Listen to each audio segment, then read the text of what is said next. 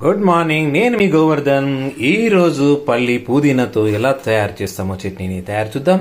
ఈ రోజు మీరు సబ్స్క్రైబ్ చేసుకోకపోతే సబ్స్క్రైబ్ చేసుకోండి, సబ్స్క్రైబ్ చేసుకుంటే లైక్ చేయండి, లైక్ చేస్తే వీలైతే షేర్ చేయండి. మరి ఈ పల్లి పుదీనా చట్నీతో తయారు చేసేటువంటి విధానంలో కావలసినటువంటి పదార్థాలు: ఒక కప్పుడు పల్లి, ఒక 3 మిర్చి, 2 రెక్కల చింతపండు, కరివేపాకు, తర్వాత పుదీనా. ఈ పుదీనా తోటి మనకి తర్వాత కొత్తిమీర. మొదటగా ఒక బౌల్ తీసుకొని ఆ బౌల్లో కాస్త ఒక స్పూనడు నూనెను పోసి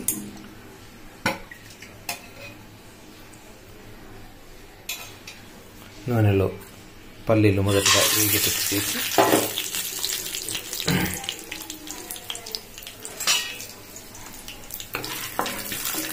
బాగా కాకుండా దూరవిచ్చుగా చేస్తుంటాం. దీంట్లో మనకి కాస్త జీరా, కాస్త ఆవాలు కూడా వేసి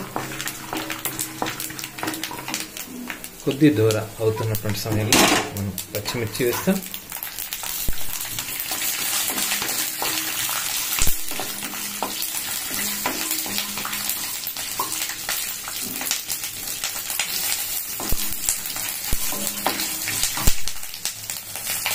చింతపండు వేసుకుని కరివేపాకు,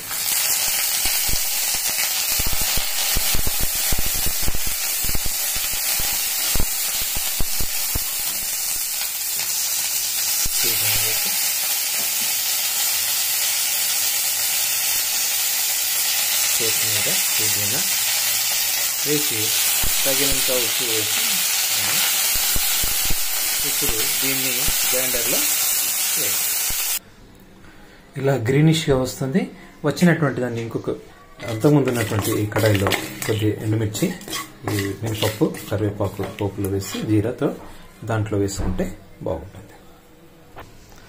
కావలసినటువంటి పల్లి పుదీనా చట్నీ రెడీ. ఎమ్మి చాలా బాగుంటుంది. బాయ్.